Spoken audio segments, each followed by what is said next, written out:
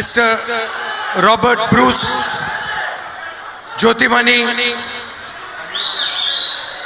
Dhanush Kodi Atiktan, Rameshwaran ji, Selvaraj ji, Abudai Appan ji, Graham Bell ji, senior leaders of the Congress Party and our alliance on the stage, brothers and sisters, Vanakkam, I'd like to welcome all of you.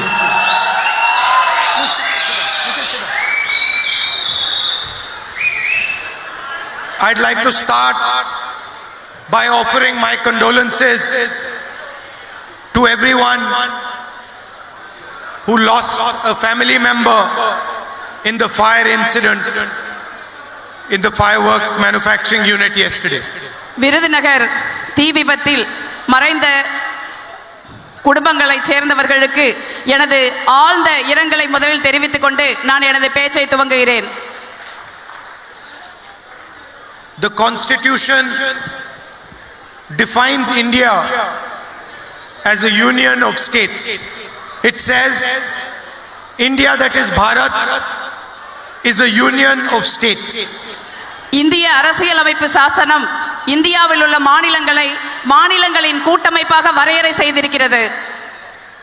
Implicit in this statement is the idea that all states, no matter how big or small, deserve respect and deserve to sit at the same table. மாநிலங்கள் எவ்வளவு சிறியதாக இருந்தாலும் பெரியதாக இருந்தாலும் அனைத்து மாநிலங்களும் ஒரே மாதிரியான மரியாதையையும் உரிமையையும் பெற்றிருக்கின்றன. அவர்கள் சமமான அளவில் ஒரே மேஜையில் அமர்ந்து பேசக்கூடிய செல்வாக்கையும் பெற்றிருக்கிறார்கள். Each state has its tradition, has its history, has its language. Each state wants to build a future for itself, wants to have its own imagination.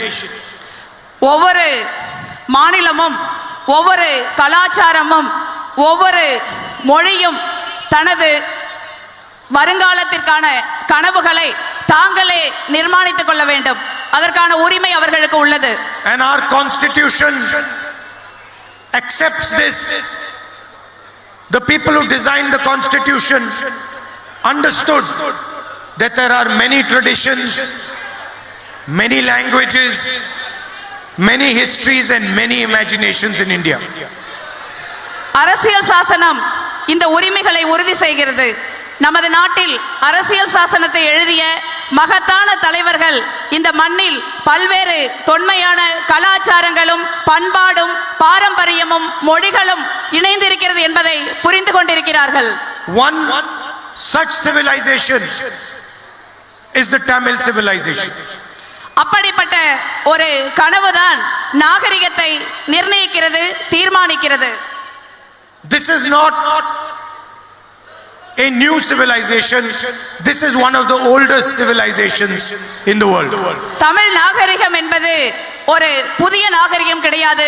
இது உலகின் மிக மிக தொன்மையான நாகரிகங்களில் ஒன்று. It has its own language and its proud history. இதற்கென்று மிக தொன்மையான, மிக பழமையான, மிக செம்மையான மொழி உள்ளது. இதற்கென்று மிகவும் வரலாற்று பழமை வாய்ந்த நாகரிகம் உள்ளது. And now the BJP has a new concept of India. இப்பொழுது பாரதிய ஜனதா கட்சி இந்தியாவை பற்றிய ஒரு புதிய திட்டத்தை கொண்டிருக்கிறது. They openly state that there is one idea, one nation, one language, one history. அவர்கள் பாரதிய ஜனதா கட்சியினர் ஒரு தேசம், ஒரு மொழி, ஒரு வரலாறு, ஒரு சித்தாந்தம் என்று இப்பொழுது வெளிப்படையாகவே பேசுகிறார்கள். If there is only one history in India, then what about the history of the Tamil people? இப்போ இந்தியாவில் ஒரே ஒரு வரலாறு தான் இருக்கும் என்றால் தமிழ் மொழியின் வரலாறு எங்கிருக்கிறது அதில்? What about the history of the Kannada people? Karnataka மக்களின் வரலாறு எங்கிருக்கிறது அதில்? What about the history of the Maharashtrian people? Maharashtra மக்களின் வரலாறுக்கு எங்கே இடம் இருக்கிறது? What about the history of the Manipuri people? Manipur மக்களின் வரலாற்றுக்கு எங்கே இடம் இருக்கிறது? They want that all these histories should be subservient to their idea of history. Bharatiya Janata கட்சி இந்தியாவில் உள்ள அனைத்து மாநிலங்களின் வரலாற்றும் தங்களுக்கு அடிபணிய வேண்டும், தங்கள் சித்தாந்தத்திற்கு கீழ் சிதைக்கப்பட வேண்டும் என்று விரும்புகிறார்கள். They want all Indian languages to be subservient to their idea of the Indian language.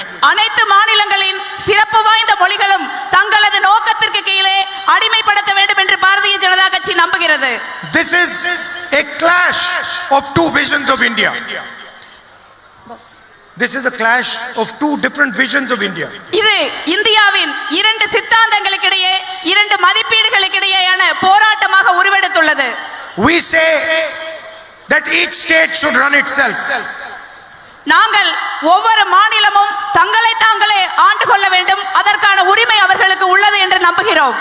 And they say all states should be subservient to one political organization called the RSS. அவர்கள் நினைக்கிறார்கள், பாரதிய ஜனதா கட்சியை சேர்ந்தவர்கள் நினைக்கிறார்கள், அனைத்து மாநிலங்களும் RSS சித்தாந்தத்திற்கு கீழே அடிபணிந்து நிற்க வேண்டும் என்று அவர்கள் எதிர்பார்க்கிறார்கள். And now in this election they are trying to infiltrate Tamil Nadu. இந்த தேர்தலில் அவர்கள் தமிழ்நாட்டை எப்படியாவது ஊடுருவ வேண்டும் என்று முயற்சி செய்கிறார்கள். The AIDMK has had a great historical tradition. அனைத்து இந்திய அண்ணா திராவிட முன்னேற்ற கழகம் ஒரு மிக பாரம்பரியமான வரலாற்றை தமிழ்நாட்டில் கொண்டிருந்தது. Like the Congress party, like the DMK, the AIDMK has also shown Tamil Nadu the way forward. Congress பேரியக்கத்தை போல, திராவிட முன்னேற்ற கழகத்தை போல அனைத்து இந்திய அண்ணா திராவிட முன்னேற்ற கழகம் ஒரு காலத்தில் தமிழ்நாட்டிற்கு மிகப்பெரிய பங்காற்றி இருக்கிறது. It had in the past great leaders who protected the idea of Tamil Nadu. அனைத்து இந்திய அண்ணா திராவிட முன்னேற்ற கழகத்திற்கு மகத்தான தலைவர்கள் இருந்தார்கள். அவர்கள் தமிழ்நாட்டின் வரலாற்றையும் எதிர்காலத்தையும் பாதுகாத்தார்கள். But the AIDMK of today is no longer that AIDMK. இன்று இருக்கின்ற அண்ணா திராவிட முன்னேற்ற கழகம் அந்த பழைய அண்ணா திராவிட முன்னேற்ற கழகம் கிடையாது. The AIDMK of today is a hollow shell. அனைத்து இந்திய அண்ணா திராவிட முன்னேற்ற கழகம் என்பது இன்று ஒரு தத்துவார்த்தமற்ற வெற்று கூடாகிவிட்டது.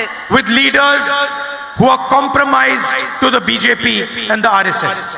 அனைத்து இந்திய அண்ணா திராவிட முன்னேற்ற கழகத்தின் தலைவர்கள் பாஜகவிற்கும் RSSக்கும் அடிபணிந்து சரணடைந்து விட்டார்கள். Their corruption has trapped them and they can do nothing against the wishes of the BJP. அனைத்து இந்திய அண்ணா திராவிட முன்னேற்ற கழக தலைவர்களின் ஊழல் என்பது அவர்களை ஒரு பொறியில் சிக்க வைத்து பாரதிய ஜனதா கட்சிக்கும் RSSக்கும் அடிபணிந்து கைகட்டி சேவகம் செய்ய செய்து விட்டது. And so they are being used by Narendra Modi and Amit Shah to take over the state of Tamil Nadu. அதிமுகவை பாஜகவும் RSSம் பயன்படுத்தி தமிழ்நாட்டின் எதிர்காலத்தை அடைவதற்கு அவர்கள் தங்களை ஒப்புக் கொடுத்து விட்டார்கள். They cannot directly say what they want to do, so they have made a partner in the AIDMK to attack your language, your culture, your tradition, your history. அவர்களால் நேரடியாக பாரதிய ஜனதா கட்சியினரார் தமிழ்நாட்டின் மொழியையும் இனத்தையும் வரலாற்றையும் பாரம்பரியத்தையும் கலாச்சாரத்தையும் தாக்க முடியாது. அதனால் அவர்கள் அதிமுக என்ற முகமூடியை இங்கே பயன்படுத்துகிறார்கள். And this is what the election is about. இந்த தேர்தல் என்பது இதற்கு எதிரான போராட்டமாகவே தமிழ்நாட்டில் இருக்கிறது. On one side there is the Congress party, there is the DMK and our partners, there is Chief Minister Stalin ji. ஒரு பக்கம் காங்கிரஸ் பேரியக்கமும் திராவிட முன்னேற்ற கழகமும் மற்ற அனைத்து கட்சிகளும் கொண்ட இந்தியா கூட்டணி அந்த தமிழ்நாட்டின் மாண்புமிகு முதலமைச்சர் மு க Stalin. We are protecting the Tamil language, Tamil culture, Tamil history, Tamil tradition. நாங்கள் தமிழ்நாட்டின் மொழியையும் இனத்தையும் வரலாற்றையும் பண்பாட்டையும் பாரம்பரியத்தையும் கட்டி காக்க போராடுகிறோம். And on the other side there is the BJP AIDMK which is trying to take away Tamil Nadu's strength. இன்னொரு பக்கம் அதிமுகவும் முகமூடி அணிந்திருக்கின்ற பாஜகவும் தமிழ்நாட்டின் எதிர்காலத்தை கைப்பற்றி அதை அழிக்க வேண்டும் என்று நினைக்கிறார்கள். Just a few days ago in Parliament, they attacked the Constitution again. சில தினங்களுக்கு முன்பு நாடாளுமன்றத்தில் அவர்கள் மீண்டும் இந்திய அரசியல் சாசனத்தின் மீது ஆபத்தான ஒரு தாக்குதலை நடத்தினார்கள். They claimed they were passing a women's bill. அவர்கள் நாங்கள் மகளிருக்கான இடஒதுக்கீட்டு மசோதாவை நிறைவேற்ற விரும்புகிறோம் என்று சொன்னார்கள். But hidden behind the women's bill was an attempt to change the electoral map of our country. ஆனால் உண்மையில் அவர்கள் நாடாளுமன்றத்தில் தாக்கல் செய்த மசோதா என்னவென்றால் தொகுதிகளை மறுவரையறை செய்து இந்தியாவின் தேர்தல் வரைபடத்தை மாற்றி அமைப்பதற்கான ஒரு சதித்திட்டம். They were trying to change the number of seats each state gets. அவர்கள் ஒவ்வொரு மாநிலத்திற்கும் உள்ள நாடாளுமன்ற சட்டமன்ற தொகுதிகளை மாற்றி அமைக்க முயற்சி செய்தார்கள். They were trying to reduce the representation of South India, of Northeast India and of smaller states. Bharatiya Janata கட்சி தமிழ்நாடு உட்பட தென் மாநிலங்கள், வடகிழக்கு மாநிலங்கள் மற்றும் சிறிய மாநிலங்களின் அரசியல் ரீதியான பிரதிநிதித்துவத்தை குறைத்து நம்மளை அழித்தொழிக்க வேண்டும் என்று முயற்சி செய்தார்கள். They were attacking the idea of the union of states. அப்படி செய்வதன் மூலமாக அவர்கள் மாநிலங்களின் கூட்டமைப்பு என்ற மிகப்பெரிய தத்துவத்தை அடித்து நொறுக்க முயற்சி செய்தார்கள். And that is why we defeated their bill in Parliament and did not let it pass. அதனால்தான் நாங்கள் இந்தியா கூட்டணியை சேர்ந்தவர்கள் நாடாளுமன்றத்தில் அந்த சட்டத்தை முறியடித்து ஒரு மகத்தான தோல்வியை நரேந்திர மோடிக்கும் பாஜகவுக்கும் பரிசளித்தோம். And any attempt at weakening the constitution or at weakening the representation of any of our people will meet the same fate. We will defeat it again and again and again. அரசியல் சாசனத்தை தாக்குவதற்கான எந்த முயற்சியையும் தமிழ்நாடு உட்பட மாநிலங்களின் அரசியல் பிரதிநிதித்துவத்தை குறைப்பதற்கும் நமது அரசியல் ரீதியான குரலை ஒடுக்குவதற்கும் முயற்சி நடந்தால் அந்த முயற்சி மீண்டும் மீண்டும் காங்கிரஸ், திமுக உள்ளிட்ட இந்தியா கூட்டணி கட்சிகளால் முறியடிக்கப்படும். நரேந்திர மோடிக்கு தொடர்ந்து தோல்விகள் பரிசளிக்கப்படும். If they want to pass a women's bill, there is a women's bill that was passed in 2023. அவர்கள் உண்மையிலேயே மகளிர் இடஒதுக்கீட்டு மசோதாவை நிறைவேற்ற வேண்டும் என்று விரும்பினால் அந்த மசோதா ஏற்கனவே 2023ஆம் ஆண்டு நிறைவேற்றப்பட்டு விட்டது நாடாளுமன்றத்தில். That bill clearly states that 1/3 of seats will be given to women. அந்த மசோதா, அந்த சட்டம் மிக தெளிவாக சொல்கிறது, இப்பொழுது சட்டமன்றங்களில் நாடாளுமன்றங்களில் உள்ள இடங்களில் 1/3 இடங்கள் பெண்களுக்கு இடஒதுக்கீடு செய்யப்படும் என்று மிக தெளிவாக சொல்கிறது. That bill does not try to redraw the electoral map of India. அந்த சட்டத்தின்படி அவர்கள் தொகுதி மறுவரையறை செய்ய வேண்டிய தேவை கிடையாது. இந்தியாவின் தேர்தல் வரைபடத்தை மாற்றி அமைக்க வேண்டிய அவசியம் கிடையாது. While passing that bill, the BJP said it will be implemented in 10 years. அந்த மசோதாவை நிறைவேற்றும் பொழுது பாரதிய ஜனதா கட்சி மகளிர் இடஒதுக்கீட்டு மசோதா இன்னும் 10 ஆண்டுகளில் நிறைவேற்றப்படும் என்று சொன்னது. We insisted that it should be implemented immediately. ஆனால் நாங்கள் அந்த மகளிர் இடஒதுக்கீட்டு மசோதா நிறைவேற்றப்பட்ட பொழுதே அது உடனடியாக செயல்படுத்தப்பட வேண்டும் என்று வலியுறுத்தினோம். And we repeat that same statement again. If the BJP wants a women's bill, implement the 2023 women's bill right now and the entire opposition will support you 100%. மீண்டும் நாங்கள் அதையே திரும்ப சொல்கிறோம். பாரதிய ஜனதா கட்சி மகளிருக்கு 3/4 இடமளிக்கும் மசோதாவை நிறைவேற்ற விரும்பினால் நாங்கள் அந்த மசோதாவை ஆதரிக்கிறோம். எதிர்க்கட்சிகள் அதற்கு உறுதுணையாக நிற்கும் என்ற உத்தரவாதத்தை நான் இங்கே அளிக்கிறேன். Tamil Nadu has a history of social justice. தமிழ்நாட்டிற்கு ஒரு மகத்தான சமூக நீதியின் வரலாறு உள்ளது. You have built a development model based on social justice. சமூக நீதியின் அடிப்படையிலான ஒரு மகத்தான ஒரு வளர்ச்சியின் மாதிரி திட்டத்தை தமிழ்நாடு நடைமுறைப்படுத்தி காட்டி இருக்கிறது. A model that truly helps people of all communities. அந்த வளர்ச்சி திட்டம் என்பது, மக்கள் நல அரசு என்பது தமிழ்நாட்டில் அனைத்து சமூகங்களை சேர்ந்தவர்களுக்கும் மிகப்பெரிய ஆதரவாக இருந்திருக்கிறது. அனைத்து சமூகங்களையும் வளர்ச்சியின் பாதையில் செலுத்தி இருக்கிறது. And all parties worked on this. அனைத்து அரசியல் கட்சிகளும் தமிழ்நாட்டில் இந்த பாதையிலேயே தொடர்ந்து தங்களது அரசுகளை செலுத்தி வருகின்றன. Kamarajji laid the foundation of a strong public education system in நமது the state. மகத்தான தலைவர் பெருந்தலைவர் காமராஜர் தமிழ்நாட்டின் வளர்ச்சிக்கான ஒரு மகத்தான அடித்தளத்தை அமைத்தார். He came up with the idea of meals for poor people. இந்திய வரலாற்றிலேயே முதல் முறையாக தமிழ்நாட்டில் பள்ளியில் படிக்கும் ஏழை குழந்தைகளுக்கு மதிய உணவு திட்டம் அமல்படுத்தப்பட்டது. அந்த வரலாற்றுக்கு சொந்தக்காரர் பெருந்தலைவர் Kamarajar. And this is another thing that irritates the BJP. இதை பிஜேபி மிகவும் வெறுக்கிறது. காமராஜரை மட்டுமல்ல, காமராஜர் கொண்டு வந்த தமிழ்நாட்டின் வளர்ச்சிக்கு ஆதரவான அனைத்து திட்டங்களையும் BJP வெறுக்கிறது. They do not want the social justice ideas to spread to the rest of the country. Bharatiya Janata கட்சி தமிழ்நாட்டின் சமூக நீதி திட்டங்கள், சமூக நீதி வரலாறு இந்தியாவின் மற்ற பகுதிகளுக்கு சென்றுவிடக் கூடாது என்று நினைக்கிறது. The DMK has also played a role in promoting social justice. Dravida Munnetra Kazhagam சமூக நீதியை உயர்த்தி பிடிப்பதில் ஒரு மகத்தான பங்களிப்பை செய்திருக்கிறது. Chief Minister Stalin ensured 1,000 rupees to women of Tamil Nadu.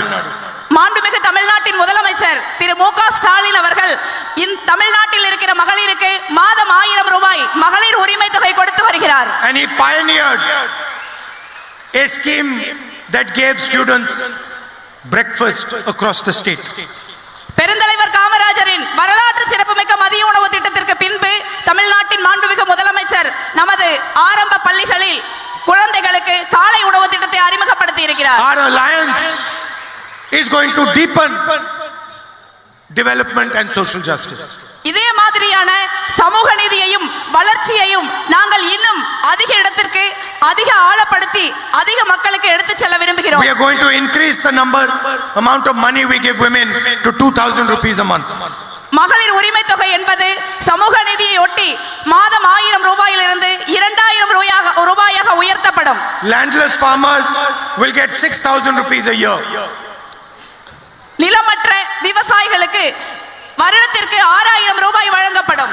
Senior citizens will also get 2,000 rupees as will differently abled people. மூத்த குடிமக்களும் மாற்றுத்திறனாளி சகோதர சகோதரிகளும் மாதம் 2000 ரூபாய் உதவித்தொகை பெறுவார்கள். 2,000 rupees will be given to students for their scholarships every month. தமிழ்நாட்டில் பள்ளிக்கு கல்லூரிக்கு உயர்கல்விக்கு செல்கின்ற அனைத்து மாணவ மாணவிகளுக்கும் 2000 ரூபாய் ஸ்காலர்ஷிப் கொடுக்கப்படும். And all government job vacancies will be filled within 300 days. ஆட்சிக்கு வந்த 300 நாட்களுக்குள் அனைத்து அரசு பணிகளில் உள்ள காலி இடங்களும் நிரப்பப்படும். Brothers and sisters, the most important part of this election is stopping the RSS and the BJP from entering Tamil Nadu. எனது அருமை சகோதர சகோதரிகளே, இந்த தேர்தலின் முக்கியமான நோக்கம் என்பது RSS-ஐயும் பாஜகவையும் தமிழ்நாட்டிற்குள் நுழைய விடாமல் தடுப்பதுதான். I walked from Kanyakumari to Kashmir 4,000 kilometers. நான் கன்னியாகுமரியில் இருந்து காஷ்மீர் வரை 4000 கிலோமீட்டர் நடந்தேன். And the idea was a united, harmonious India. அதன் நோக்கம் என்னவென்றால் இந்தியாவை அன்பு நிறைந்த நிலமாகவும் நல்லிணக்கமும் அமைதியும் நிறைந்த நிலமாகவும் மாற்ற வேண்டும் என்பதுதான். India where everybody feels love and respect. இந்தியாவில் உள்ள ஒவ்வொருவரும் அன்பையையும் மரியாதையையும் பெற வேண்டும் என்றுதான் நான் நடந்தேன். The BJP spreads hatred, anger and violence across the country. Bharatiya Janata கட்சி இந்த புனிதமான மண்ணில் வெறுப்பையும் வன்முறையையும் கோபத்தையும் விதைக்கிறது. They concentrate power in the hands of a few big business people. மூன்று மிகப்பெரிய பணக்கார முதலாளிகளின் கையில் அனைத்து அதிகாரங்களும் இருக்க வேண்டும் என்று அவர்கள் நினைக்கிறார்கள். They build an unequal India. அவர்கள் ஒரு ஏற்றத்தாழ்வு மிகுந்த சமத்துவமற்ற இந்தியாவை கட்டி எழுப்பிக் கொண்டிருக்கிறார்கள். They threaten and frighten our brothers and sisters from the minorities. சிறுபான்மை இனத்தைச் சேர்ந்த சகோதர சகோதரிகளை அவர்கள் தாக்குகிறார்கள், அவர்கள் மீது இரக்கமற்ற வன்முறையை கட்டவிழ்த்து விடுகிறார்கள். Our Christian, Muslim, Sikh brothers and sisters are made to feel scared all the time. இன்றைய இந்தியாவில் நமது சிறுபான்மை இனத்தைச் சேர்ந்த இஸ்லாமியர்களும் சீக்கியர்களும் கிறிஸ்தவர்களும் அந்த சகோதர சகோதரிகளும் எப்பொழுதும் பாஜக தாக்குதல் நடத்துவார்களோ என்ற பயத்தோட வாழ வேண்டிய ஒரு துரதிர்ஷ்டவசமான சூழல் ஏற்பட்டுள்ளது. The state of Manipur was set on fire by the BJP. அமைதியான மணிப்பூர் மாநிலத்தின் மீது வன்முறையை கட்டவிழ்த்து விட்டு இன்று அந்த மாநிலம் பற்றி எரிந்து கொண்டிருக்கிறது. We believe in a harmonious country, in a fair country, in an equal country. ஆனால் நாங்கள் ஒரு ஒற்றுமையும் அன்பும் சமத்துவமும் அனைவருக்கும் உரிய மரியாதையும் உள்ள ஒரு நாட்டையே விரும்புகிறோம். And we are not going to allow them to spread hatred and anger throughout India. Bharatiya Janata கட்சியை இந்த மண்ணில் வெறுப்பையும் கோபத்தையும் வன்முறையையும் விதைக்க முடியாமல் நாங்கள் தடுத்து நிறுத்துவோம். I've had a long relationship with the people of Tamil Nadu. நான் தமிழ்நாட்டு மக்களோடு எனது அருமை சகோதர சகோதரிகளோடு மிக ஒரு நீண்ட நெடிய உணர்வுபூர்வமான உறவை கொண்டிருக்கிறேன். You can ask anybody in Tamil Nadu about my relationship with the people of Tamil Nadu. தமிழ்நாட்டில் நீங்கள் யாரை கேட்டாலும் எனக்கு தமிழ்நாட்டின் மீது எவ்வளவு உணர்வுபூர்வமான மனதுக்கு நெருக்கமான உணர்வு உள்ளது என்பதை சொல்வார்கள். அந்த உறவு மிகவும் புனிதமானது. And every single person who you ask in Tamil Nadu will tell you Rahul Gandhi loves the Tamil people. எந்த ஒருவரை கேட்டாலும் தமிழ்நாட்டில் ராகுல் காந்தி தமிழ் மக்களை விரும்புகிறார், அவர்களை நேசிக்கிறார், அவர்கள் மீது அன்பு காட்டுகிறார் என்று சொல்வார்கள். And the same feeling is there among the Tamil people for me. அதே அன்பையும் அதே பாசத்தையும் அதே மரியாதையையும் அதே உணர்வையும் தமிழ் மக்கள் என் மீது பொழிந்து கொண்டிருக்கிறார்கள். I am your soldier in Delhi. Whatever you need, whenever you need it, you just have to come and tell me. உங்களுடைய சகோதரனாக உங்களுடைய படை வீரனாக நான் எப்பொழுதும் டெல்லியில் இருப்பேன். உங்களுக்கு என்ன வேண்டுமோ நான் எதை செய்ய வேண்டுமோ என்று நீங்கள் எனக்கு சொன்னால் மட்டும் போதும். And you know that no matter what happens, I will always protect the Tamil people, Tamil language, Tamil history and your traditions. என்ன நடந்தாலும் சரி, நான் தமிழ் இனத்தையும் தமிழ் மொழியையும் தமிழ் வரலாற்றையும் தமிழ் பாரம்பரியத்தையும் கட்டி காப்பேன் என்ற உறுதியை உங்களுக்கு அளிக்கிறேன். Thank you very much. Nani Vanakkam. நன்றி.